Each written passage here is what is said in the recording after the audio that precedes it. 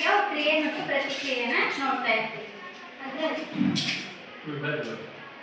ಅದರಲ್ಲಿ ನಾವು ಎಷ್ಟೊಂದು ಅಬ್ಸರ್ವ್ ಮಾಡಿರ್ತೀವಲ್ವಾ, ಅದೇ ರೀತಿ ಬಾಲನ್ನ ನಾನು ಒಂದು ವಾಲಿಗೆ ಹಾಕ್ತಾ ಇದು ಏನಾಗುತ್ತೆ, ಯಾರಾದ್ರೂ ಟ್ರೈ ಮಾಡಿ ನೋಡಿ ಏನಾಗುತ್ತೆ ಬಾಲ್ ಅಂತ.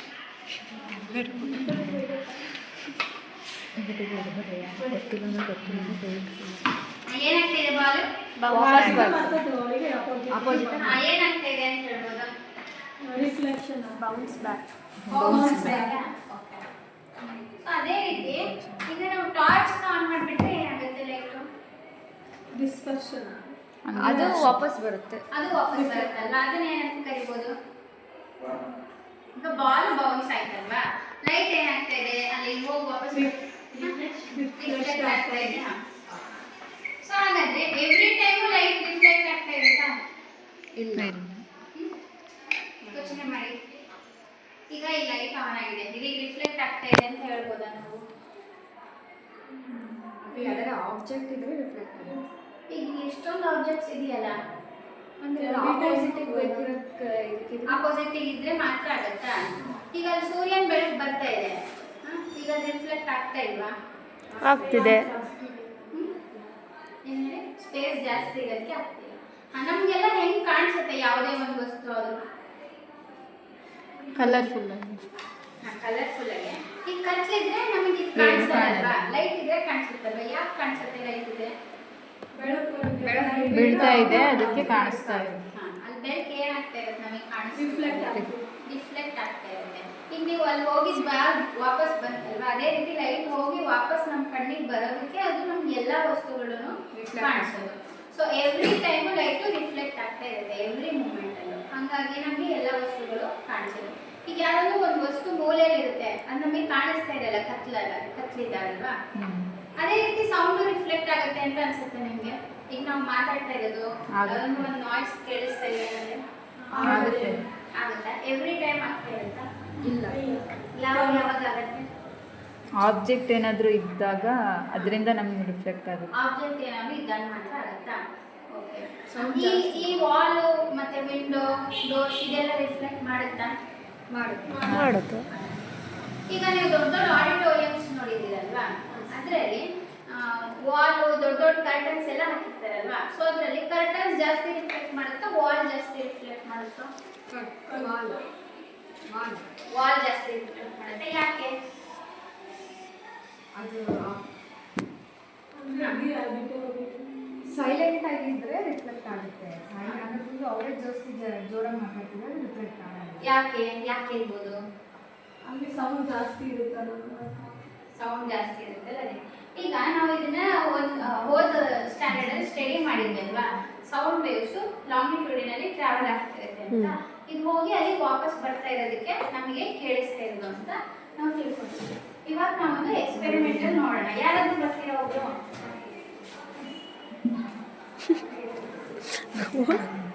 ಸೊ ಇಲ್ಲಿ ನೀವು ಹೇಳಿದ್ರಿ ಅಲ್ವಾ, ಏನಾದ್ರೂ ಆಬ್ಜೆಕ್ಟ್ ಇದ್ರೆ ರಿಫ್ಲೆಕ್ಟ್ ಆಗುತ್ತೆ ಅಂತ. ಅದಕ್ಕೆ ನಾನು ಈ ಆಬ್ಜೆಕ್ಟ್ ಅನ್ನ ಇಲ್ಲಿ ಪ್ಲೇಸ್ ಮಾಡ್ತಾ ಇದ್ದೀನಿ. ಓಕೆನಾ? ಸೊ ಇಲ್ಲಿ ಒಂದು ಸ್ಪೀಕರ್ನ ಪ್ಲೇಸ್ ಮಾಡಿದ್ದೀನಿ. ಇದರಿಂದ ನಾನು ಒಂದು ಸಾಂಗ್ ಅನ್ನ ಪ್ಲೇ ಮಾಡ್ತೀನಿ. ಸೊ ಈಗ ನಿಮ್ಮ ಪಲ್ಲವಿ ಏನ್ ಮಾಡ್ತಾರೆ, ಇದನ್ನ ಅಬ್ಸರ್ವ್ ಮಾಡ್ತಾರೆ ಆಯ್ತಾ? ನೋಡೋಣ ಏನಾಗುತ್ತೆ. ಪಲ್ಲವಿ ಅಬ್ಸರ್ವ್ ಮಾಡಿ.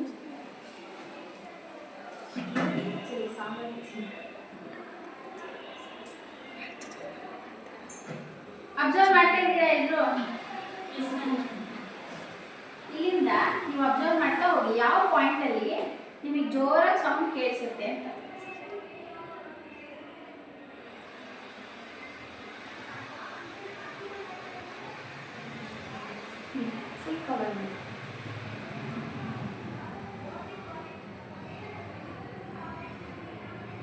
ಅಬ್ಸರ್ವ್ ಮಾಡ್ತಾ ಇದ್ದೀರಾ ಎಲ್ಲರೂ? Yes ma'am.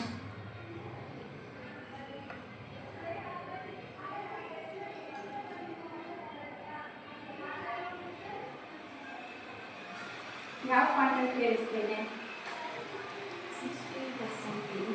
ಇಲ್ಲಿ ಅಬ್ಸರ್ವ್ ಮಾಡಿ.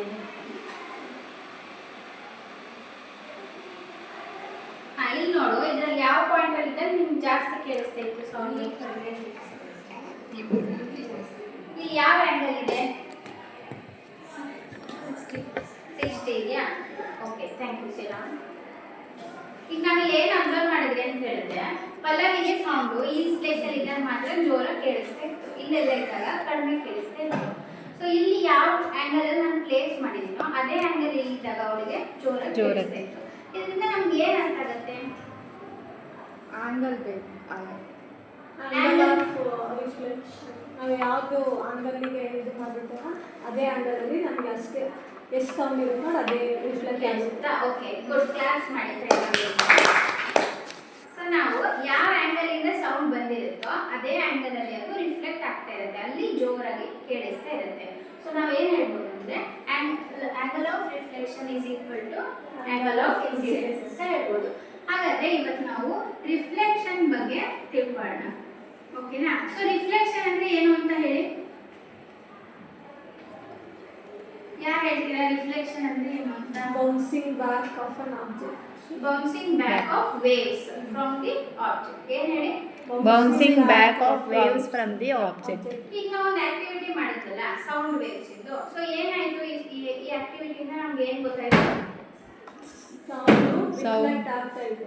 ಸೌಂಡ್ ರಿಫ್ಲೆಕ್ಟ್ ಆಗ್ತಾ ಇದೆ. ಓಕೆ, ಸೊ ಮತ್ತೆ ನಾವು ಇನ್ಸಿಡೆನ್ಸ್ ಅನ್ನ ಅಬ್ಸರ್ವ್ ಮಾಡಿದ್ರೆ ನೀವು ಅದರಲ್ಲಿ ನಾವು ಯಾವ ಡಿಗ್ರಿ ಇಟ್ಟಿರ್ತೀವೋ ಅದೇ ಡಿಗ್ರಿಗೆ ಅದು ಅಷ್ಟು ಸೌಂಡ್ ರಿಫ್ಲೆಕ್ಟ್ ಆಗ್ತದೆ. Okay, very good. So law of reflection ಏನು ಹೇಳುತ್ತೆ ಅಂದ್ರೆ ಇನ್ ಸೌಂಡ್ ವೇವ್ಸ್, ರಿಪೀಟ್ ಮಾಡಿ ಅಲ್ವಾ? ಇನ್ ಸೌಂಡ್ ವೇವ್ಸ್, ಜೋರಾಗಿ ಹೇಳಿ. ಇನ್ sound waves the angle of incidence incidence is equal to the angle of reflection. ಯಾರೊಬ್ರು ಹೇಳ್ತೀರಾ ನಿಂತ್ಕೊಂಡು ಜೋರಾಗಿ? ಗೀತಾ ಹೇಳಿ. law of reflection. In the sound waves, the angle of incident is equal the angle of reflection. In sound waves, the angle of reflection is equal to Angle of reflection. angle of reflection. Okay, ಅರ್ಥ ಆಗಿದೆಯಾ ನಿಮಗೆ ಇದುವರೆಗೂ? Yes, ma'am. ಹಾಗಾದ್ರೆ ನೀವು ಇನ್ನೊಂದು observe ಮಾಡಿದ್ದೀರಾ? ಈಗ ನೀವೆಲ್ಲರೂ ಮನೆ ಶಿಫ್ಟ್ ಮಾಡಿರೋದು ಅಥವಾ ಹೊಸ ಮನೆಗೆ ಚೇಂಜ್ ಆಗಿರ್ತೀರಲ್ಲ, ಅವಾಗ ನೀವು ಮಾತಾಡಿದಾಗ ಏನು ಅಬ್ಸರ್ವ್ ಮಾಡಿದ್ದೀರಾ? ಸೌಂಡ್. ನಾವು ಮಾತಾಡಿರೋದು ನಮಗೆ ಕೇಳಿಸ್ತಿದೆ. ನಿಮಗೆ ಕೇಳಿಸ್ತಾ ಇರುತ್ತೆ. ಯಾಕೆ ಕೇಳಿಸ್ತಾ ಇರುತ್ತೆ? ಅಲ್ಲೇನೋ ಆಬ್ಜೆಕ್ಟ್ಗಳು ಜಾಸ್ತಿ ಇರಲ್ಲ. ಯಾರು ಜನ ಇರಲ್ಲ, ಕಡೆ ಯಾರು ಜನ ಇರಲ್ಲ. ಈ ರೂಮಲ್ಲಿ ಯಾಕೆ ಯಾವ ಥರ ಜೋರಾಗಿ ಮತ್ತೆ ಮತ್ತೆ ಕೇಳಿಸ್ತಾ ಇಲ್ಲ? ಅಲ್ಲೆಲ್ಲ sounds ಎಲ್ಲ ವಸ್ತುಗಳೆಲ್ಲ ಇದೆ ಅದಕ್ಕೆ. ಓಕೆ, ಹಾಗಾದ್ರೆ ನಾನು ಒಂದು ವಿಡಿಯೋ ತೋರಿಸ್ತೀನಿ, ಅಬ್ಸರ್ವ್ ಮಾಡಿ.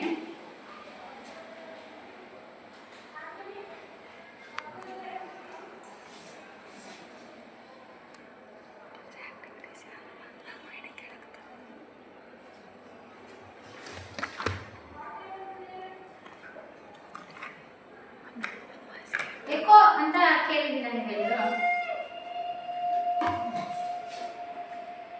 ಕನ್ನಡದಲ್ಲಿ ಏನಾಗ್ತಿದೆ? ಎಕೋ ಆಗ್ತದೆ. ಎಕೋ ಆಗ್ತಿದೆ. ಅಬ್ಸರ್ವ್ ಮಾಡಿ ಅದನ್ನ.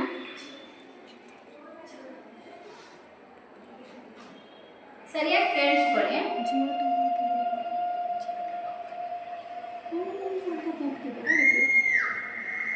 ತುಂಬಾ ಟೈಮ್ಸ್ ಎಕೋ ಆಗ್ತದೆ. ತುಂಬಾ ಟೈಮ್ಸ್ ಎಕೋ ಆಗ್ತಿದೆ. ಅದು ಗುಡ್ ಪಾಯಿಂಟ್, ಕ್ಲಾಸ್ ಮಾಡಿ ಅವರಿಗೆ. ಅಂದ್ರೆ ಏನಾಗ್ತಿದೆ ಅಂದ್ರೆ ಹಲೋ ಹಲೋ ಹಲೋ ಆ ಥರ ರಿಪೀಟ್ ಆಗ್ತಾ ಇದೆ ಅಲ್ವಾ? ಈಗ ಗೋಲ್ ಗುಂಬಜ್ ಗೋಲ್ಗುಂಬಜಲ್ಲಿ 7 ಸರಿ ಕೇಳಿಸುತ್ತಲ್ವಾ? ಸೊ ಅದೇ ರೀತಿ ಈಗ ನೀವು ಟ್ರಿಪ್ ಎಲ್ಲ ಹೋದಾಗ ಅಬ್ಸರ್ವ್ ಮಾಡಿದ್ದೀರಾ? ನೀವು ಮೌಂಟೇನ್ ಅಲ್ಲಿ ಇಟ್ಕೊಂಡು ಕೂಗಾಗ ಏನಾಗ್ತಿರುತ್ತೆ? ತುಂಬಾ ಸರಿ ಕೇಳಿರುತ್ತೆ.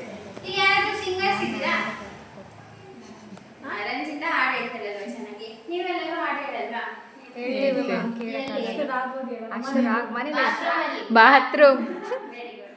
ಸೊ ಬಾತ್ರೂಮ್ ಸಿಂಗರ್ಸ್ ಎಲ್ಲರಿಗೂ ಅವ್ರು ಬಾತ್ರೂಮ್ ಅಲ್ಲಿ ಹೇಳಿದಾಗ ಮಾತ್ರ ಸಾಂಗ್ ಯಾಕೆ ಇಷ್ಟ ಆಗ್ತಿರುತ್ತೆ? ಅಲ್ಲಿ ಚೆನ್ನಾಗಿ ಕೇಳಿಸಿರುತ್ತೆ. ಯಾಕೆ? ಸೈಜ್ ಚಿಕ್ಕದಾಗಿರುತ್ತೆ ರೂಮ್ ಅಲ್ವಾ? ಇನ್ನು ಹೊರಗಡೆ ದೊಡ್ಡ ಸ್ಟೇಜ್ ಅಲ್ಲಿ ಹೇಳಕ್ಕಾದ್ರೆ ಅಲ್ಲಿ ಜೋರಾಗಿ ಕೇಳಿಸೋದ್ರಿಂದ ಅದು ಪ್ಲೆಸೆಂಟ್ ಆಗೋರಿಗೆ ಕೇಳಿಸ್ತಿರಲ್ಲ. ಸೊ ಹಾಗಾಗಿ ಬಾತ್ರೂಮ್ ಸಿಂಗರ್ ಕಾನ್ಸೆಪ್ಟ್ ಅಲ್ಲೂ ನಾವು ರಿಫ್ಲೆಕ್ಷನ್ ಅನ್ನ ನೋಡ್ಬೋದು.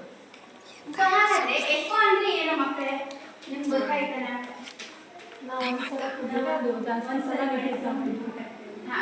ನಾವು ಹೇಳಿದ ಸೌಂಡೇ ಮತ್ತೆ ಮತ್ತೆ Repeated. ಆಗ್ತಾ ಇರುತ್ತೆ. The repeated, ನನ್ನ ಜೊತೆ ರಿಪೀಟ್ ಮಾಡಿ. The repeated sound heard. heard. ಜೋರಾಗಿ ಹೇಳಿ. The repeated sound heard after the original sound. So ಯಾರಾದ್ರೂ ಒಬ್ರು ಓದ್ತೀರಾ? ಹಾ, ಓದಿ. The repeated sound heard after original sound. Okay, ಅರ್ಥ ಆಗಿದೆ ಇಲ್ಲಿವರೆಗೂ? ಹಾಗಾದ್ರೆ ಈ ರಿಫ್ಲೆಕ್ಷನ್ ಆಫ್ ಸೌಂಡ್ ಬಗ್ಗೆ ನಾವು ಇವತ್ತು ಕ್ಲಾಸಲ್ಲಿ ತಿಳ್ಕೊಂಡ್ವಿ, ಮತ್ತೆ ಅದು ಎಕೋ ಆಗೋದನ್ನು ತಿಳ್ಕೊಂಡ್ವಿ. ಈಗ ನೀವೆಲ್ಲರೂ ಯಾವುದಾದ್ರು ಫಂಕ್ಷನಿಗೆ ಹೋಗಿರ್ತೀರಲ್ವಾ? ನಮ್ಮ ಕಾಲೇಜಲ್ಲಂತೂ ಫಂಕ್ಷನ್ ಮಾಡ್ತಾನೆ ಇರ್ತಾರೆ. ಸೊ ಆ ಫಂಕ್ಷನಲ್ಲಿ ನೀವೇನು ಅಬ್ಸರ್ವ್ ಮಾಡಿರ್ತೀರಾ? ದೊಡ್ಡ ದೊಡ್ಡ ಆಡಿಟೋರಿಯಮ್ಸ್ ಇರುತ್ತಲ್ಲ, ಅಲ್ಲಿ ಏನೇನು ಅಬ್ಸರ್ವ್ ಮಾಡಿರ್ತೀರಾ ನೀವು? ಮೈಕ್ ಸೌಂಡ್ ಎಕೋ ಆಗ್ತಿರುತ್ತಾ? ಮತ್ತೇನು ಅಬ್ಸರ್ವ್ ಮಾಡಿದ್ದೀರಾ? ತುಂಬ ಚೆನ್ನಾಗಿರ್ತೀವಿ. ತುಂಬಾ ಜನ ಎಲ್ಲ ಇರ್ತೀವಿ. ಮರ್ಮರಿಂಗ್ ಸೌಂಡ್ಸ್ ಕೇಳಿಸ್ತಾ ಇರುತ್ತೆ. ಮತ್ತೆ ಕೇಳಿಸಿರುತ್ತೆ. ನೀವೆಲ್ಲರೂ ನಿಮ್ಮ ಕೈಯನ್ನ ಒಂದು ಕಿವಿ ಮುಚ್ಚಿಟ್ಕೊಳ್ಳಿ. ಏನ್ ಕೇಳಿಸ್ತಿದೆ ಹೇಳಿ? ಒಂಥರ ಹಾ, ಯಾಕೆ? ನಾವು ಮಾತಾಡ್ತಿದ್ದೀವಲ್ಲ, ಅಲ್ಲಿ ಏನಾಗ್ತಿದೆ, ಸೌಂಡ್ ರಿಫ್ಲೆಕ್ಟ್ ಆಗ್ತಾ ಇದೆ ಇರೋ ಒಂದು ಇದರಲ್ಲಿ. ಇದನ್ನ ನಾವು ಡಿಸ್ಟರ್ಬೆನ್ಸ್ ಆಗಿ ಅದಕ್ಕೆ ಕೊಡ್ತಿದೀವಿ. ಸೊ ಅಲ್ಲೇ ಅದು ಬೌನ್ಸ್ ಬ್ಯಾಕ್ ಆಗ್ತಿದೆ. ಸೊ ಅದೇ ಕಾರಣಕ್ಕೆ ಆಡಿಟೋರಿಯಮ್ಸ್ ಅಲ್ಲೂ ಎಕೋ ಆಗುತ್ತಲ್ವಾ? ಸೊ ಎಕೋ ಕಮ್ಮಿ ಆಗುತ್ತೆ. ಆಡಿಟೋರಿಯಂ ಅಲ್ಲಿ ಒಂದು ಸ್ಟ್ರಕ್ಚರಲ್ ಡಿಸೈನ್ಸ್ ಅನ್ನ ಮಾಡಿರ್ತಾರೆ. ಅಬ್ಸರ್ವ್ ಮಾಡಿದ್ದೀರಾ ಎಲ್ಲರೂ? No ma'am. ಈಗ ಇಲ್ಲಿ ನೀವು ಸೈನ್ಸ್ ಓದ್ತಾ ಇದ್ದೀರಾ ಅಂದಮೇಲೆ ಅದನ್ನೆಲ್ಲ ಅಬ್ಸರ್ವ್ ಮಾಡಬೇಕು. ಈಗ ನಮ್ಮ ಕಾಲೇಜಲ್ಲಿ ಆಡಿಟೋರಿಯಂ ಇದೆ ಅಲ್ವಾ? ಅಲ್ಲಿ ಅಬ್ಸರ್ವ್ ಮಾಡಿದ್ದೀರಾ? ಹಾ, ವೆರಿ ಗುಡ್. ವಾಲ್ಸ್ ಅಲ್ಲಿ ಪ್ರಿಫರೆಟೆಡ್ ವಾಲ್ಸ್ ಇದೆ, ಅದನ್ನ ಅಕಾಸ್ಟಿಕ್ ವಾಲ್ಸ್ ಅಂತ ಕರೀತಾರೆ. ಅಲ್ಲಿ ರಿಫ್ಲೆಕ್ಟ್ ಚೆನ್ನಾಗಾಗಲಿ ಅಂತ ಹೇಳಿ ಆ ರೀತಿ ಮಾಡಿದ್ದಾರೆ. ಓಕೆ, ಮತ್ತೆ ಚೇಂಜಸ್ ಇದೆ ಹೇಳಿ ಅಲ್ಲಿ.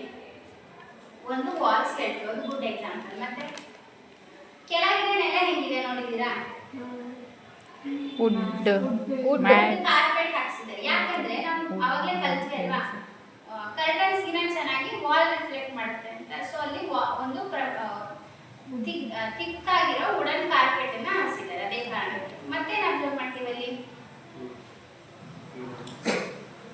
ದೊಡ್ಡ ದೊಡ್ಡ ಕರ್ಟನ್ಸ್ ಇದೆ ಅಲ್ವಾ ಆಡಿಟೋರಿಯಂ ಅಲ್ಲಿ, ಬೇರೆ ಯಾವ ಕ್ಲಾಸ್ ರೂಮಲ್ಲೂ ಇಲ್ಲ.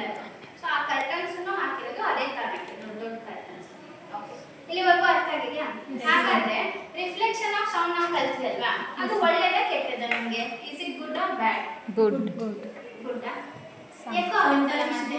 sometimes good, sometimes but bad. ಕೇಳಕ್ಕೆ ಚೆನ್ನಾಗಿ ಅನ್ಸುತ್ತೆ, ಬಟ್ ಹಾರ್ಮ್ಫುಲ್ ಆಗುತ್ತೆ. ಬಟ್ ಒಂದೊಂದ್ಸರಿ ಇರಿಟೇಟ್ ಆಗುತ್ತೆ. ನಮ್ಮ ಕಿವಿಗೆ ಇಷ್ಟೇ ಸೌಂಡ್ ಕೇಳಿಸ್ಬೇಕಂತ ಇರುತ್ತೆ, ಅದ್ರ ಮೇಲೆ ಕೇಳಿದ್ರೆ It is good sometimes it is bad. ಹಾಗಾದ್ರೆ ರಿಫ್ಲೆಕ್ಷನ್ ಆಫ್ ಸೌಂಡ್ ಅನ್ನು ನೀವು ರಿಯಲ್ ಲೈಫ್ ಅಲ್ಲಿ ಎಲ್ಲೆಲ್ಲಿ ನೋಡಿದ್ದೀರಾ? ಅದೇ ಗೋಲ್ ಗುಂಬಸ್. ಗೋಲ್ ಫಂಕ್ಷನ್, ನೋಡಿದ್ದೀರಾ? ಮತ್ತೆ ಮೌಂಟೇನ್.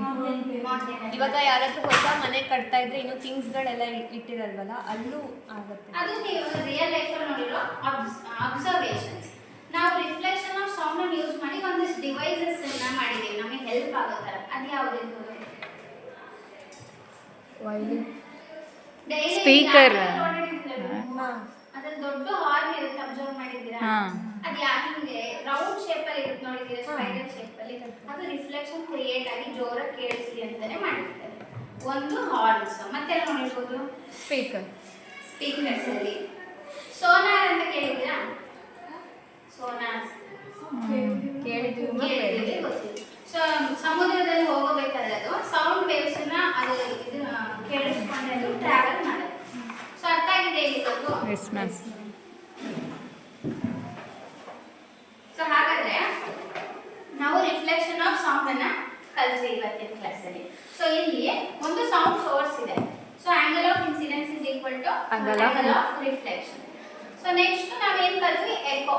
ಇಲ್ಲಿ ನೀವು ಅಬ್ಸರ್ವ್ ಮಾಡ್ಬೋದು, ಪಿಂಕ್ ಕಲರ್ ಅಲ್ಲಿ ಏನು ಕಾಣ್ತಿದೆ ಅದು ಒರಿಜಿನಲ್ ಸೌಂಡ್ ವೇವ್. ಅದು ಯಾವ ರೀತಿ ರಿಫ್ಲೆಕ್ಟ್ ಆಗ್ತದೆ ಅಂತ. ಸೊ ಅರ್ಥ ಆಗಿದೆ ಇಲ್ಲಿವರೆಗೂ? ಹಾಗಾದ್ರೆ ಯಾರಾದ್ರೂ ನಾನು ಹೇಳಿದ ಕ್ವಶನ್ಗೆ ಆನ್ಸರ್ ಮಾಡಿ ಆಯ್ತಾ? What is law of reflection? ಯಾರು ಹೇಳ್ತೀರಾ? ಹೇಳಿ. In sound waves